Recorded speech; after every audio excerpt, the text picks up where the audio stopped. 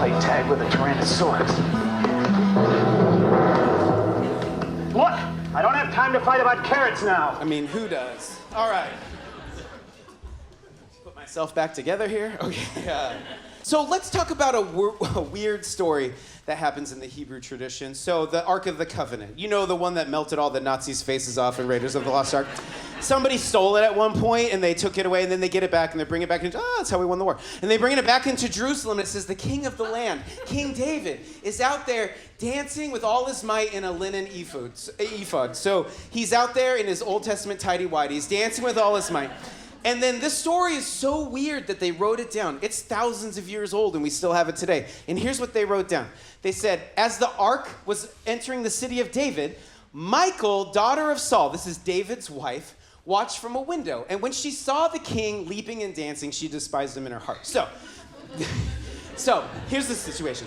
The ark, a symbol of a covenant between creator and creation, right? A symbol of the giver, a commitment between giver of existence and existence itself. So a symbol of existence is coming into their midst, and there's somebody there like dancing with all their might as it coming in front of them, and then there's somebody there standing on the side, despising the person who's dancing.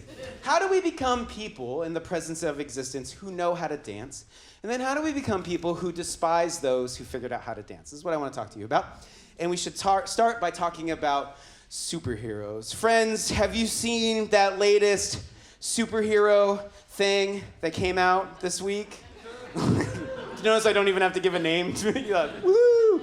We don't have to give a name to it, right? Because it's just like movie after series after plus series. And it's great. I like it. It's great. But I was reading a book the other night, and there was a centaur in it. And my son was like, what's a centaur? And I was like, buddy, get ready. A centaur. It's not really half of a horse, but it's like half a horse, half a person.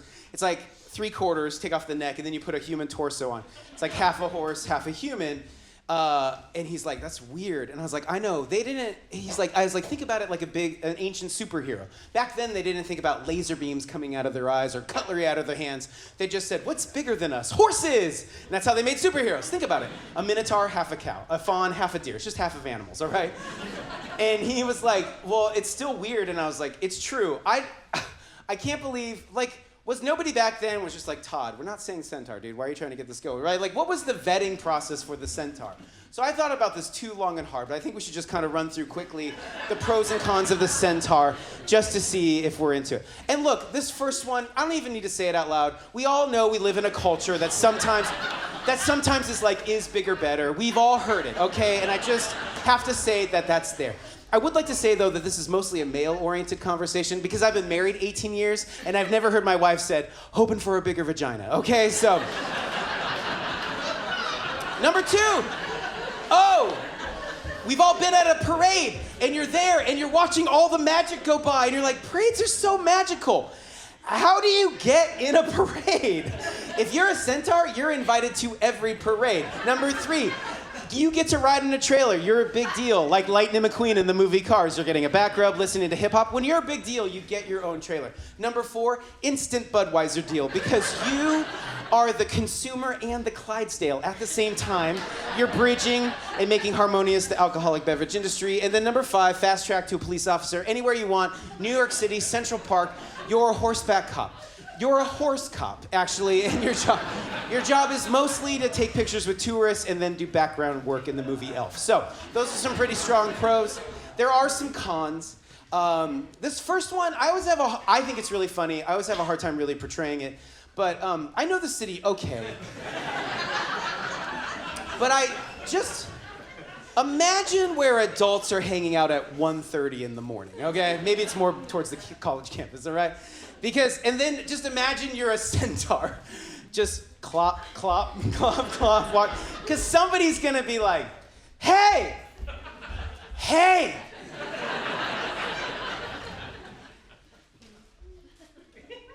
can I ride you? Like every 10 seconds, all right? Oh, we've all been at a parade. The horses are going by. One stop, that tails goes up. Uh-oh, that's you at a parade. Number 3, you have to ride in a trailer. No shotgun for you. Get in the back all by yourself. Number 4, it's like if you own a truck and all your best friends move on the same Saturday. And then number 5, shopping for clothes, because my son was like, well, do they have like superhero outfits and stuff? And I'm like, buddy, that's a great question, because I'm not sure how you put on clothes if you have 2 rib cages.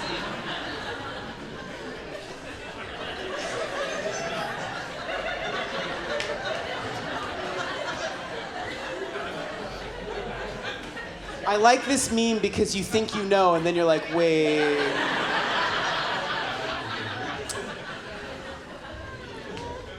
I'm pretty sure this is just an apron, though. Okay, so the reason I bring up superheroes and centaurs is, think about it. From the beginning of human existence, we've created superhero stories. Why? I think it's because when each one of us begin to walk down the path of our lives, we're immediately confronted with the thought of, I think I need to be a little bit more. Right? Each one of us has a path of success we'd like to walk down. It's different for each one of us, but we have this path. And as we're walking down this path, we're immediately confronted with like things that we're like, I don't think I have what it takes. I don't know if I'm smart enough. I don't know if my face is right or my voice. I don't know if I have the right personality. I don't know if I have the right skills. And we start to make these lists. We start to make these lists about our weaknesses and limitations and what's going to prevent us from getting to where we'd like to go. We all have these lists. Maybe you think you don't, but I could just simply start asking the question, like, what's your least favorite aspect of yourself? And we'll kind of touch on these lists a little bit. Number 20, what's the least favorite aspect of yourself? That I overthink things, like this question. 21. Hyper self-critical and tend to overthink everything. 22. I try so hard to always be funny and clever that I end up overthinking all social interactions and sometimes end up with nothing to say. Can relate. Yeah, and we all have these lists. And the interesting thing about life is that you're headed down a path and you notice that other people are kind of going the same way. And you're like, oh my gosh, you guys are going this way too? Great, we're doing this together. And then a little while later, you're like, how did you get so far ahead? What am I doing wrong? I'm so far back here, you're way up there. What are you doing? And what we try to do is we try to get out of our own path and get into somebody else's, and we start a comparison conversation, a comparative conversation. And look, I had a secret celebrity comparison for years that I never told anybody about. A celebrity that I compared myself to for a very long time. And I got rid of that comparison a while ago, and thank goodness, because he's had some hard years. But I'm going to tell you what it was, or who it was. And my secret celebrity comparison that I had for a very long time was with the hip-hop artist, Kanye West.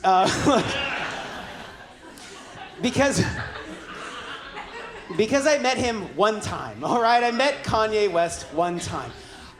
He was at the Sasquatch Festival in Washington State. He had just got done doing his graduation set, which is a great album, and I had backstage passes, and I was at the beer garden, and so he came back, and people were like, pictures, pictures, pictures, and I was like, me too, and we took a picture together, and he was as excited as I was, and that's it. That's the only time I've ever met Kanye West, okay? But I found out a little while later that Kanye and I are the exact same age. Our birthdays are just 2 months apart, and so just because of a number, whenever I didn't feel like I was doing well in my life, because of a number, I just said, well, who should I look to? Who's doing it right? Who should I compare myself to? And I would look, and I'd be like, oh yeah, well, I wonder what Kanye's up to. And look, I would look to him. And look, I understand that I'm the winner in this scenario now. Yeah, thank you. I understand, yeah, but you know, he's a very fashionable man. He had his own fashion line, his shoe line, right, all that kind of stuff. But he seems very confident. He seems very confident in the clothes that he's wearing. This is the only time I felt comfortable in clothes. Is this moment right here.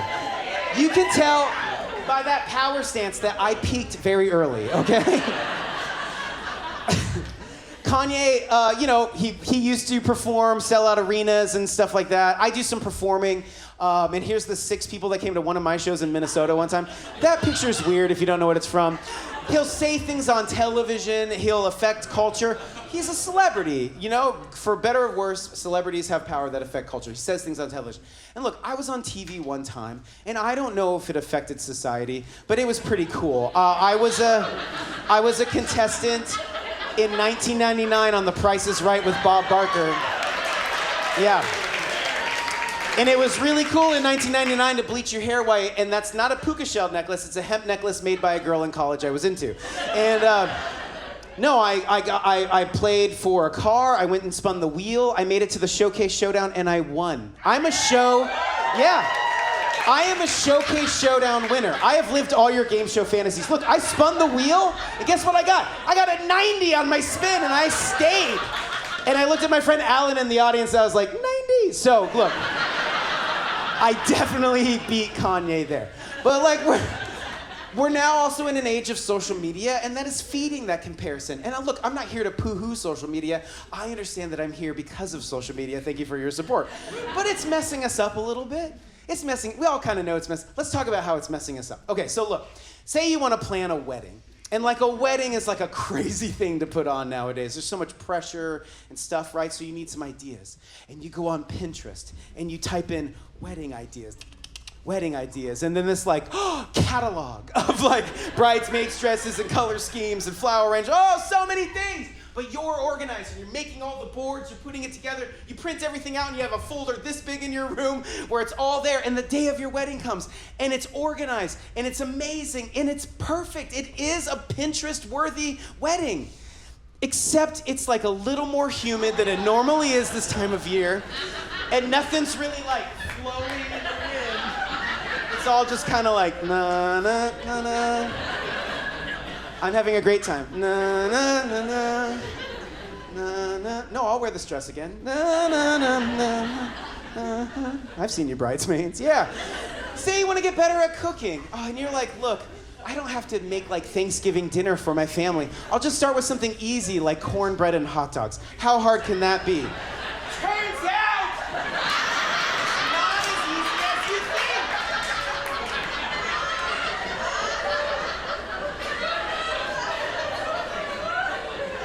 I didn't know everything would rise.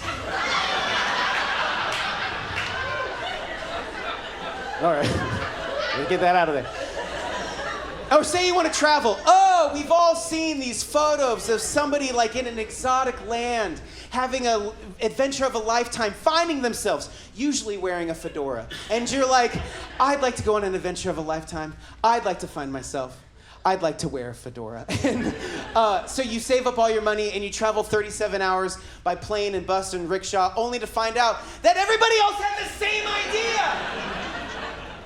The lie of travel photography is that you're gonna be by yourself. You're never by yourself. There's always somebody there. Because what's happening is we're given this curated reality, and all we can do with reality is show up in our crowded, smelly, selfie-taking reality, and it doesn't work.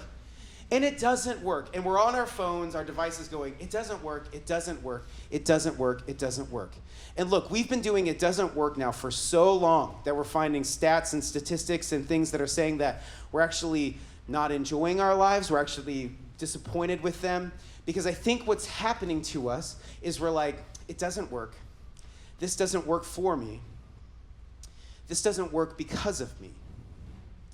And when we've entered into this doesn't work because of me, we've entered into a deeply sacred conversation. Most faith traditions have this conversation, but I want to share a story from a tradition that's most familiar to me. So this is a painting of Peter and John.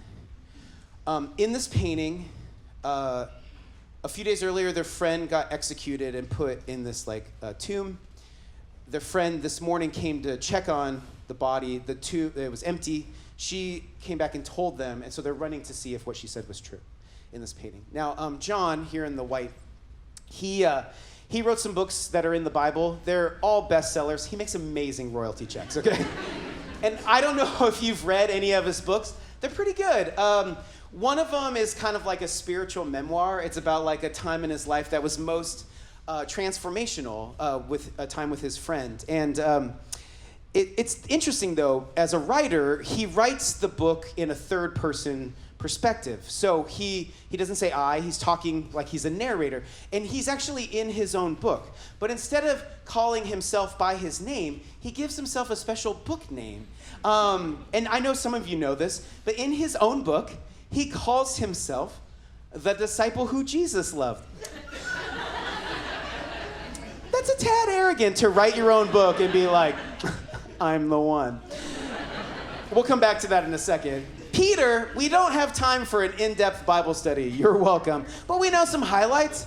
He's a fisherman. He becomes a fisher of men. He's really into it. And then there's the garden, the arrest, the cutting off of an ear, the reattaching of an ear, the campfire, the 3 denials, the rooster crowing, crucifixion, resurrection, weird ghost stuff, I'm going fishing, I caught nothing, miracle on the ocean, swimming in my underwear, breakfast on the beach, come and walk with me, do you love me 3 times? Jesus asked Peter 3 times, do you love me, to counteract the 3 denials. He's restoring a relationship. And look, if you've ever been in a relationship and you blew it, and then that friend came to you to restore the relationship, you know the way you respond is just like, oh, hi, no, I'm glad you're here. Hold on.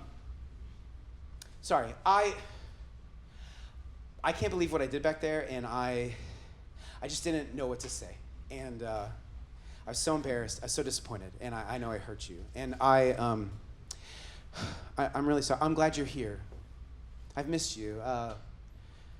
I liked what we were doing together. Are we doing that again? Are we still doing? I missed that. Right? That's how you'd respond. That is not how Peter responds. And John writes about it in his book. All right? And this is what he wrote. And he says, then Jesus said to Peter, follow me. And Peter turned and saw that the disciple whom Jesus loved, he wrote that about himself in his own book. Some of you are like church people, you've heard this. I don't think you understand. His name is John. He wrote the disciple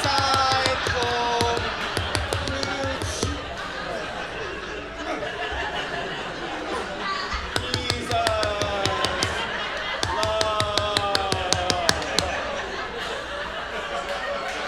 That's crazy. That's crazy. Yeah, Lord, he's going to betray. But when Peter saw him, he said, well, Lord, what about him? And then Jesus answered, if I want him to remain alive until I return, what's that do? You must follow me. Look, it took me a really long time to understand that you can be a follower of good news. Whatever that means, all right? A follower of good news. And be at the thing, at the party, at the whole gathering, and being like, this is great. I love this. This is really great. And it's great. This is great. And we're right. This is great. We're the best.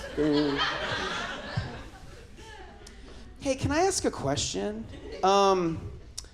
What about them? Oh, no. This is great. No. Hosanna, hallelujah, Maranatha. No, but how would I say it? Do you like them more than me?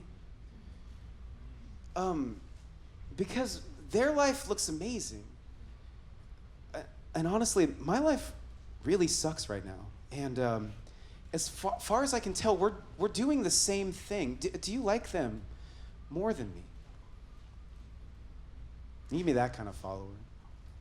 You can be the other kind of follower that's like, I get it. I get what this is all about. I'm the one who's loved. I'm the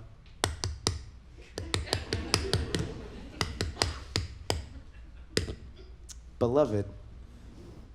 See, love.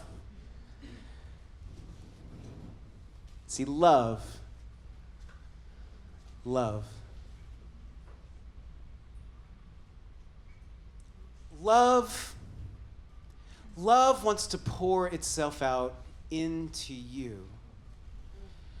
But you can't receive love if you secretly hate who love made you to be. because this is the only container you can receive love in. And if all you're trying to do every day is trade it out, that love is always going to fall flat. It'll always fall flat.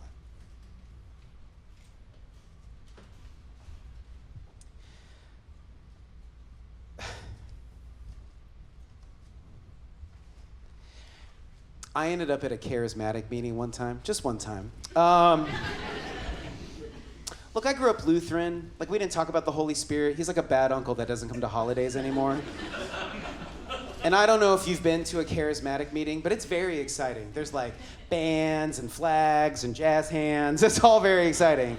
I wasn't doing any of that. I was sitting in the back row, love a good back row, and I was just like, what is happening in here? Like, somebody came over and offered me a tambourine, which is the most forgiving out of all the instruments.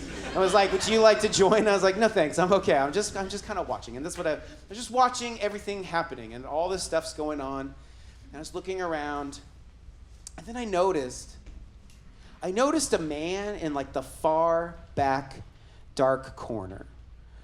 A man who I can only describe as like a chubby Dwight Schrute from The Office, just doing pirouettes to the Lord. You know, like, do you know travel guide Rick Steves on PBS? Like, it was like watching his tryout video. So for You Think You Can Dance. And it was hilarious. Like, I was laughing so hard. Inwardly, I'm not a monster. Inwardly, I was laughing so hard. Because it's really funny to see a middle-aged, chubby man do moves that 6-year-olds do at ballet class, right? Like, because he wasn't a stage person. We're all used to stage people doing stage things, right? It's the people in the far back dark corner that really believe what they're doing. And I just watched him I was like, forget all this. This guy's the most interesting thing I've ever seen in my life. And I watched this guy the whole time. And I stopped laughing, and I just got really quiet, and I watched him. And then I noticed that I was actually jealous. And I remember just looking at him going, dude, how did you figure out how to be so comfortable in your own skin? Because I want to dance. Like, I don't want to stand on the side and despise the person who figured out how to dance. Can we, like, just forget that we're, like, doing a thing in here? Like, we're just human beings in a room right now. And we're in this interesting time as human beings, as a species, that I would say we live in a massive culture of comparison.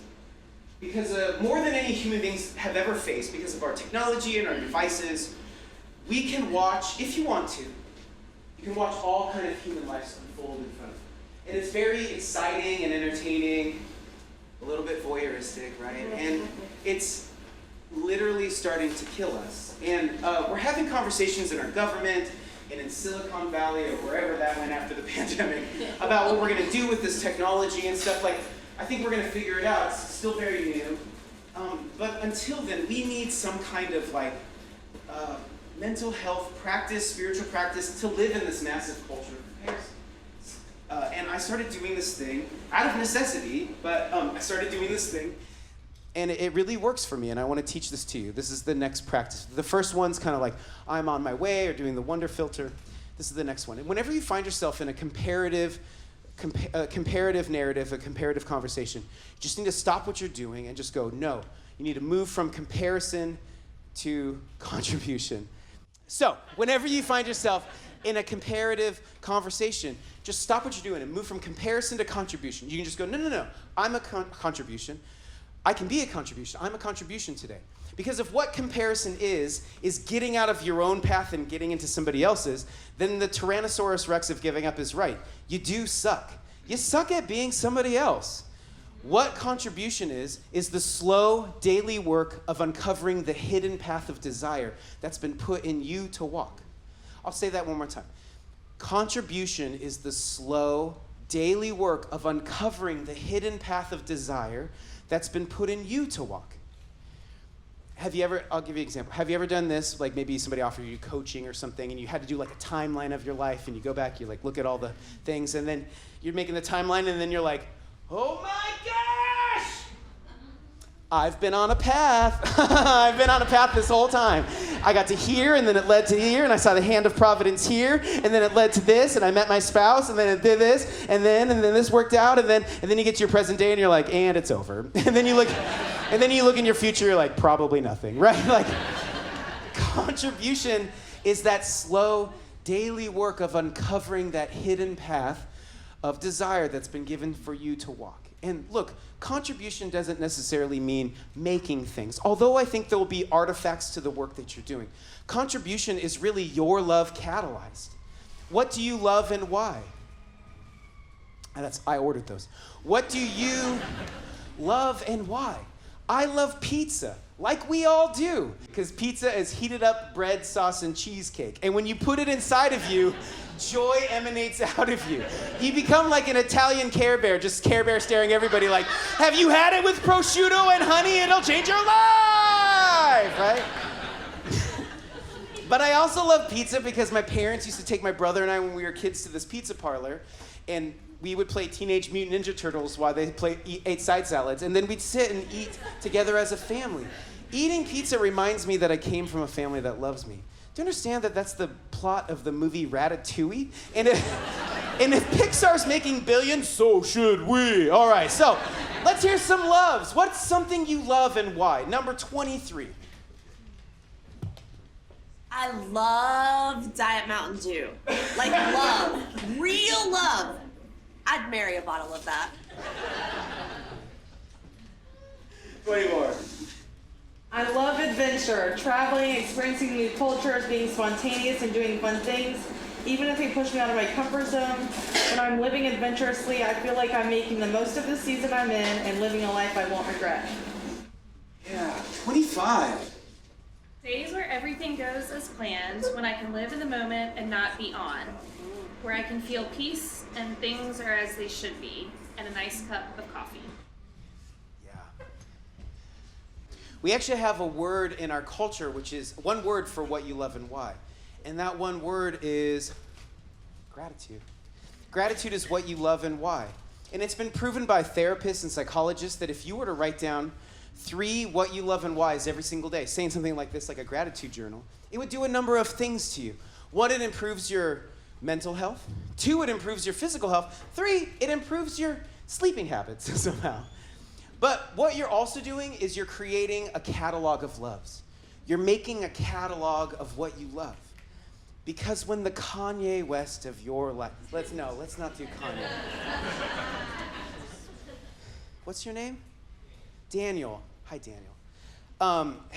Daniel, this is a safe space. We've been going through some stuff. Have you ever had a secret celebrity comparison that you'd be willing to share? I mean, mine's, very layered. So it's simple. Do you have anything like that? You don't? Oh, too many enlightened people in this room. Who's a dum-dum like me? And I don't know. Anybody help? You had one? Yes. Mia Hamm. Oh, Mia Hamm. Yes, Mia Hamm was like the first real big soccer celebrity, female soccer player celebrity, right? Yeah. Okay. You're making a catalog of loves. You're making a catalog of loves. Because when the Mia Hamm of your life comes to you and is like, would you like to trade lives with me? And you're like, I don't know, Mia Hamm. I don't know. It looks complicated, but kind of cool to be such a trailblazer and have a Pepsi endorsement? Is that what she had? Yeah. It's improv, guys. You'd have to give up your entire catalog of loves for something that's not possible. But look, if you make a large enough catalog of loves, you'll go, no, Mia Hamm, no. I don't want to. I've actually been given so much.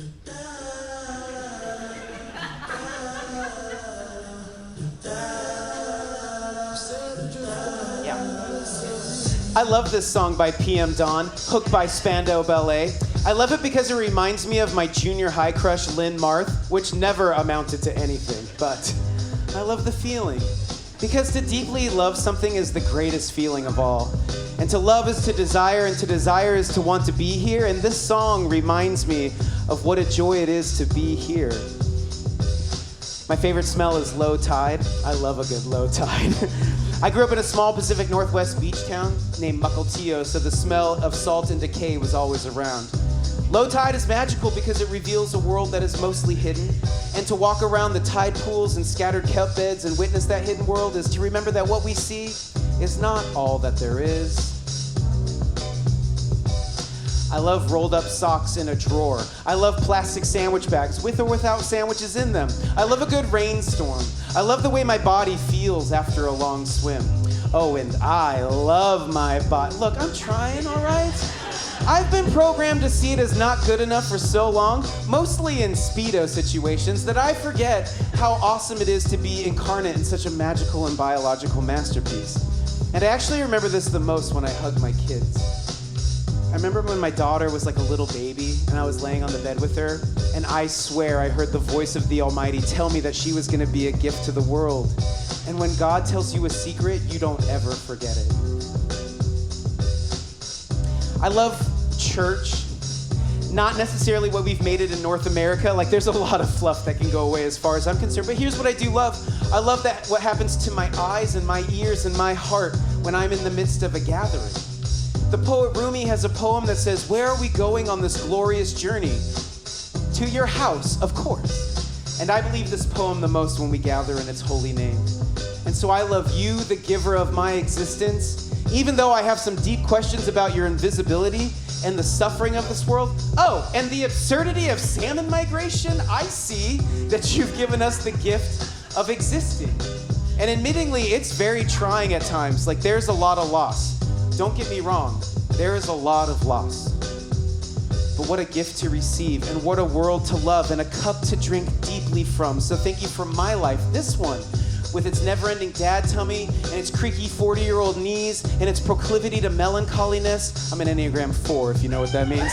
I'm glad to be alive. And so we as your people, we want to dance in your presence. And so come and dance with me. Not because it's a religious thing to do, it's just something that lovers can't be stopped from doing.